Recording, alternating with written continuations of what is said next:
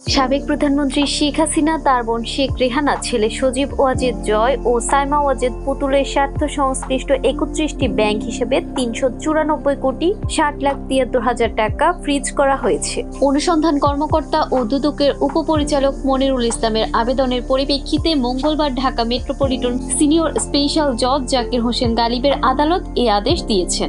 আদালতে করা দুদকের আবেদনে বলা হয়, শেখ হাসিনা, তার ছেলে সজীব ওয়াজেদ জয়, মেয়ে সাইমা ওয়াজেদ পুতুল, ছোট বোন শেখ রেহানা এবং তাদের স্বার্থ সংশ্লিষ্ট 31টি হিসেবের অস্থাবর সম্পদগুলো অন্যত্র হস্তান্তর, স্থানান্তর বা বেহাত করার চেষ্টা করেছেন। সুষ্ঠু অনুসন্ধানের স্বার্থে এসব হিসাব অবিলম্বে অবরুদ্ধ করা আবশ্যক। অভিযোগের সুষ্ঠু অনুসন্ধানের স্বার্থে অনুসন্ধান সম্পন্ন না হওয়া পর্যন্ত তাদের অস্থাবর সম্পত্তির মালিকানা পরিবর্তন, স্থানান্তর বা অন্য কোনো প্রক্রিয়া হস্তান্তর করতে না পারেন, এই মর্মে অবরুদ্ধকরণের আবেদন জানান তদন্ত কর্মকর্তা। এর আগে গত 11 মার্চ প্রধানমন্ত্রী শেখ হাসিনা, তার ছেলে সজীব ওয়াজেদ জয়, মেয়ে সাইমা ওয়াজেদ পুতুল, ছোট বোন শেখ রেহানা ও তাদের স্বার্থ সংশ্লিষ্ট 124টি ব্যাংক হিসাব ফ্রিজ, শেখ হাসিনার ধানমন্ডির বাসভবন, সুধা সদন সহ তার পরিবারের সদস্যদের নামে থাকা আরো কিছু সম্পত্তি ক্রোকের আদেশ দেন একই আদালত।